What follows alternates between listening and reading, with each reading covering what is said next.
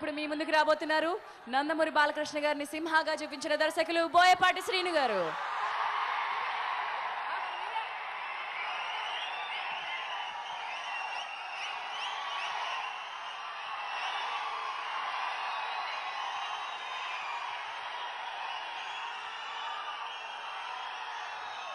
సోదర సమానులైన నందమూరి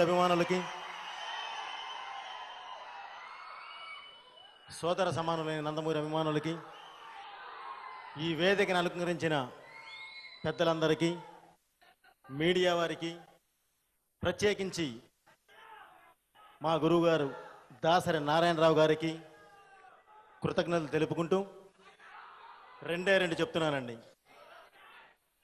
ఒకటి, ఒక నటసింహం, ఒక దర్శక సింహం డైరెక్షన్లో తెర మీద ఒక నట విశ్వరూపాన్ని చూడాలని ఒక దర్శకుడుగా బాలయ్య బాబుతో సినిమా చేసేటప్పుడు ఎంత ఇదిగా ఫీల్ అయ్యానో, ఒక ప్రేక్షకుడిగా మీలాగా రేపు ఈ సినిమాని చూడాలని నేను అంతే ఫీల్ అవుతున్నాను ఈరోజు. అలాగే ఇంకొకటండి, ఒక కార్యక్రమం చూసాం. ఎందుకు ఇంత పెద్ద దర్శకులు అవుతారు, ఎందుకు అంత స్టేజ్ వస్తుంది, ఎందుకు ఆ వెయిట్ కనిపిస్తుంది, ఎందుకు ఆడియన్లోకి చొచ్చుకొని వెళతారు అనడానికి మనకి ఫస్ట్ ఆడియో ఫంక్షన్ స్టార్ట్ అయినప్పుడు కొన్ని ప్రోగ్రామ్స్ చేశారండి. చాలా అద్భుతంగా ఉన్నాయి.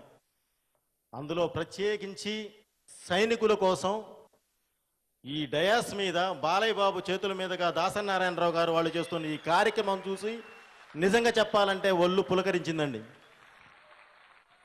అలాగే మనకి కనిపించకుండా మనల్ని కాపాడేది ఆ దేవుడైతే, మనకి కనిపిస్తూ మనల్ని కాపాడేది సైనికుడు దేవుడేనండి.